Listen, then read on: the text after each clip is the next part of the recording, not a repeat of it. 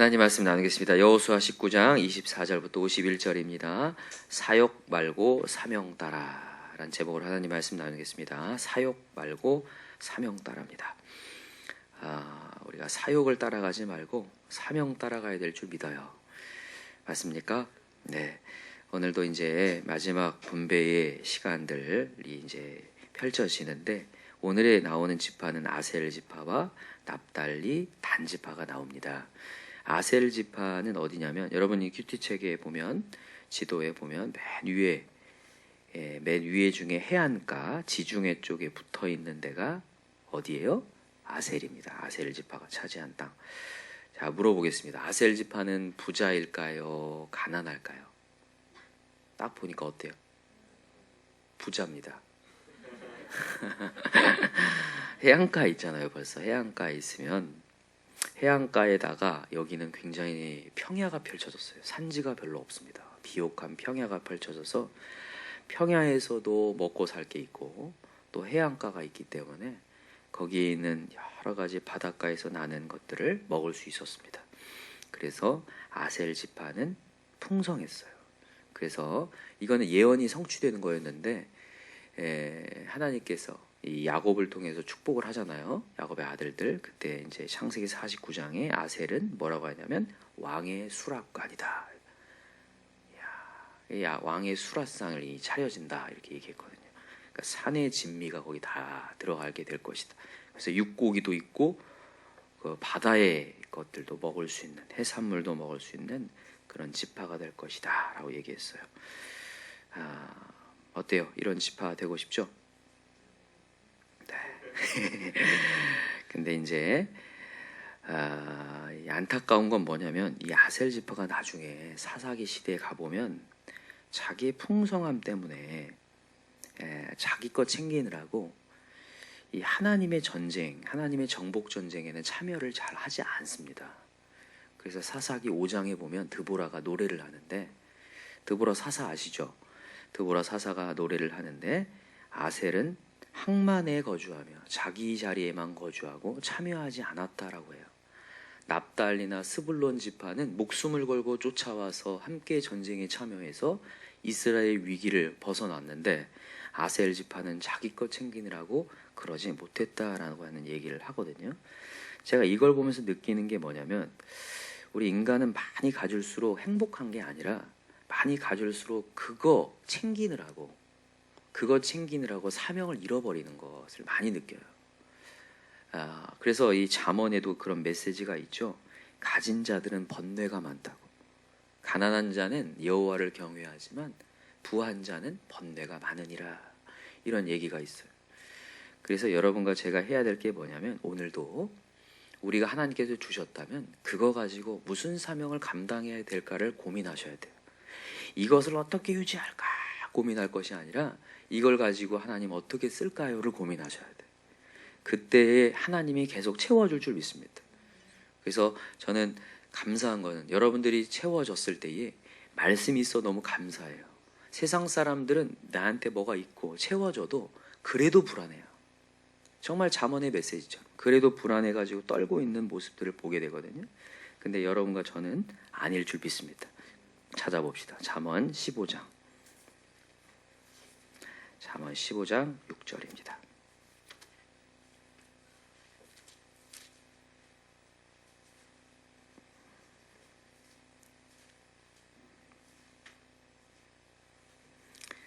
자, 한번 읽어봅시다. 잠언 15장 6절, 16절이군요. 16절 같이 읽읍시다. 잠언 15장 16절 시작.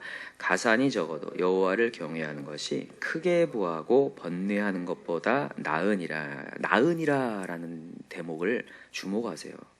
뭐가 낫냐면 가난하더라도 여호와를 경외하는 게 낫다. 무조건 가난이 낫다는 말이 아닙니다. 여러분과 제가 여호와를 경외할 만큼이어야 돼요. 그러나 우리가 어느 순간 관심사가 벌써 재산이 되는 순간 여러분들의 비극이 시작되고 있는 거예요.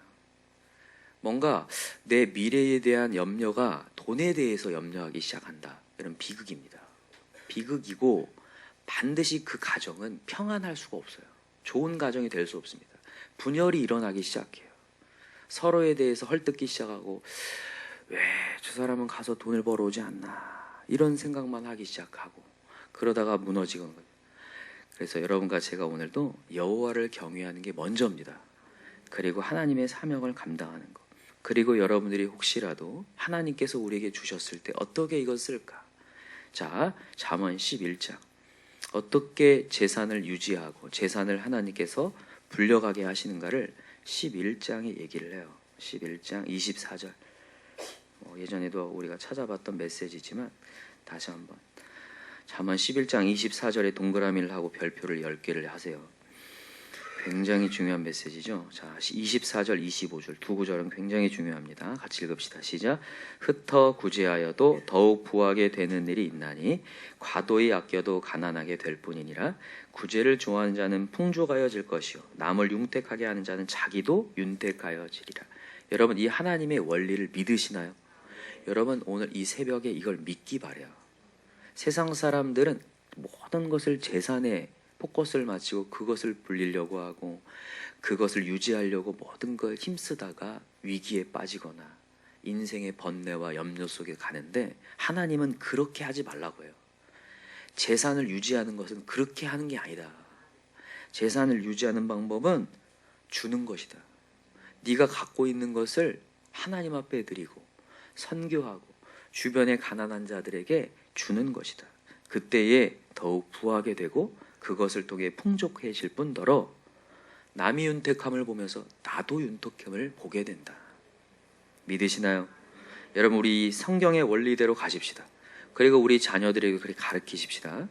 여러분이 아셀 지파가 자기 것 움키느라고 하나님의 사명을 감당하지 못했잖아요. 나중에 되면요, 사사기 2장에도 나오지만 아셀 지파는 다른 지파와 다른 지파에 비해서 제일 많이 성읍을 제대로 성취하지 못합니다. 그래서 그 가나안 족속들을 제일 많이 몰아내질 못한 지파가 아셀 지파가 돼요. 제가 그걸 보면서 느껴요. 자기 것 챙기고 자기 것 유지하려다가 오히려 더 많은 것들을 차지하지 못하는 것을 보게 된다고요. 그거 보면서 야, 그렇구나. 오늘도 우리가 사명 집중하면 하나님이 다른 것도 채워주시는구나. 여러분, 항상 보세요. 여러분, 우리의 사명을 성취하고 완성하려면 온전한 마음이어야 돼요. 온전히 집중하지 않으면 절대로 결실할 수 없습니다. 신앙은 절대 설렁설렁하는 게 아니에요. 설렁설렁하는 게 아니라 온갖 집중을 하나님께 드려야 그때서야 결실을 하고 성취를 해요. 이 오늘 본문의 아셀 지파 다음에 납달리와 단이 나오는데, 이 납달리 지파도 정말 열심히 달려가지만 두 성읍은 차지하를 못하거든요.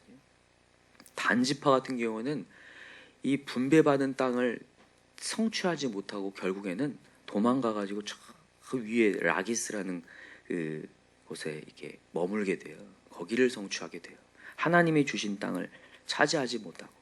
제가 이걸 보면서 뭘 느끼냐면, 야, 하나님의 사명 받아서 하나님의 주신 땅을 성취하는 게 생각보다 쉽지 않구나. 정말 온 집중하지 않으면 안 되는구나. 여러분, 우리 하나님께 집중합시다.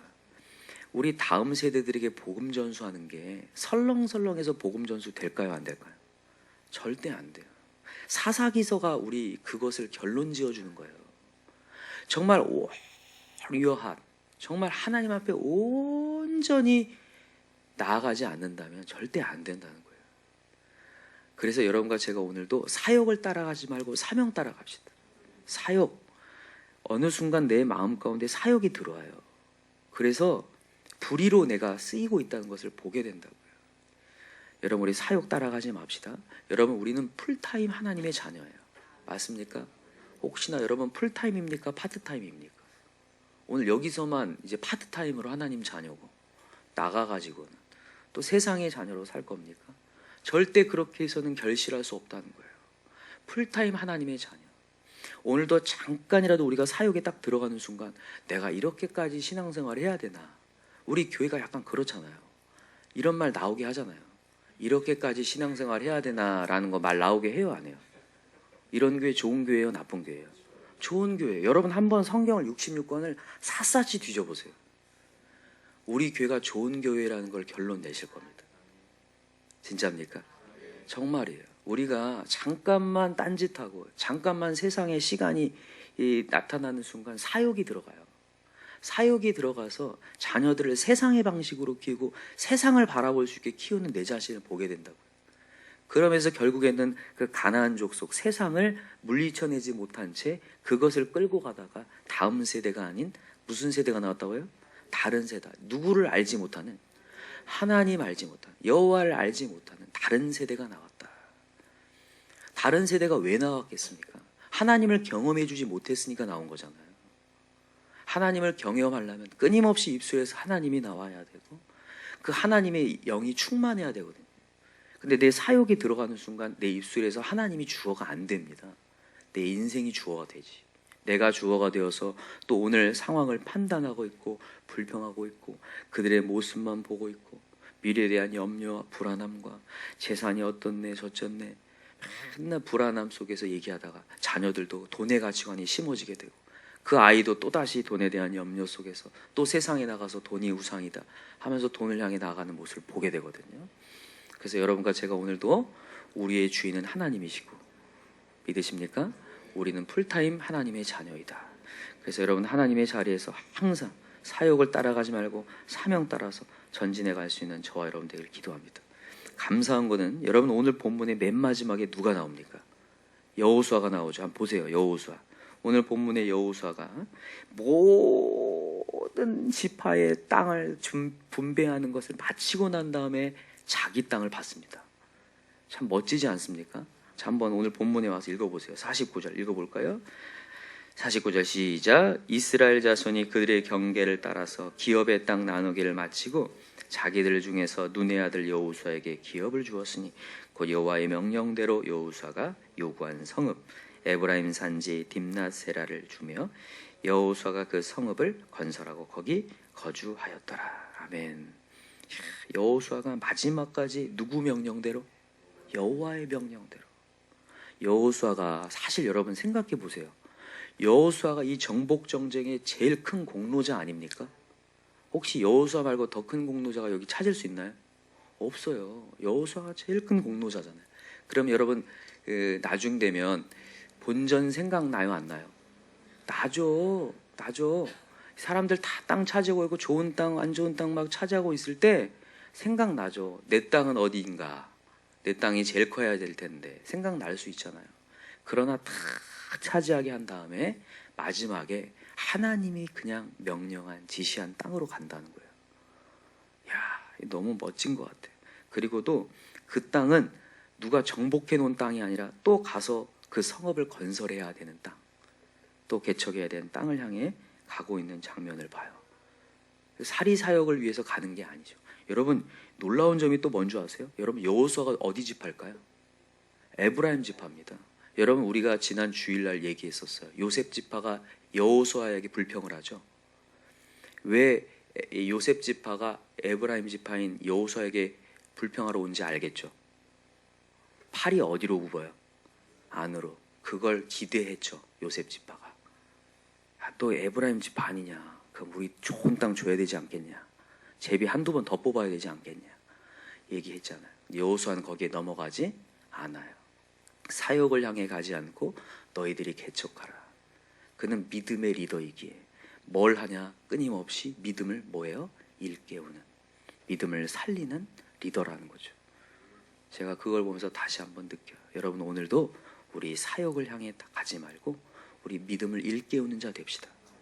하나님을 소개하는 자. 혹시나 우리의 자녀들이 어떠한 불명과 불면을 얘기할 때에도 하나님은 살아계시다. 너 나아가면 하나님 도우실 거야. 계속해서 믿음을 심어주세요. 내가 뭘 해주려고 하지 마시고 아이에게 하나님을 찾게 해줘야 돼요. 그게 좋은 부모 아니겠습니까? 여호수아 같이 여호수아가 만약에 팔이 안으로 굽어서 자기 지파니까 그들이 개척하지도 않고 좋은 땅을 주기 시작했다면 이스라엘 전체가 망했을 거예요. 분란이 나기 시작했을 거예요. 근데 여호수아는 그러지 않았다는 거죠. 믿음 심어주는 데에 몰입했다는 거예요. 좌로나 우로나 치우치지 않고. 그래서 여러분 우리 믿음 심어주는 자 됩시다. 믿음을 일깨워주고 반드시 여러분들 우리의 자녀들의 위기가 옵니다. 불안함이 와요. 그때가 기회입니다. 요셉 집바가 불평할 때가 기회였어요. 가서 너희들이 스스로 개척하라. 하나님이 너를 큰 권능, 맞습니까? 큰 민족으로 세우셨다. 너를 하나님이 큰 사람으로 세우셨어. 큰 용사로 세우셨어. 너가 가서 쟁취할 수 있어. 우리 힘을 내자. 그렇게 얘기하실 수 있는 그런 저와 여러분 되기를 간절히 기도합니다. 기도합시다. 이 시간에 간절한 마음으로 기도할 때 하나님, 오늘도 내가 사욕을 따라서, 욕심을 따라서 나아가지 않게 하시고, 우리는 풀타임 하나님의 자녀입니다. 오늘도 사명을 따라가기 원합니다. 하나님 주신 명령 따라가게 하시고, 때로는 본전 생각이 나다가 이렇게까지 신앙생활 해야 되나라고 생각할 때가 있는데 아닙니다. 이렇게 가야 될 줄 믿습니다. 온전히 하나님께 드리게 하여 주시고, 내 몸이 하나님께 던져지게 도와주시고, 그것을 통해 결실하고 우리 가정의 영혼들이 건진받는 역사가 일어나게 도와주시옵소서.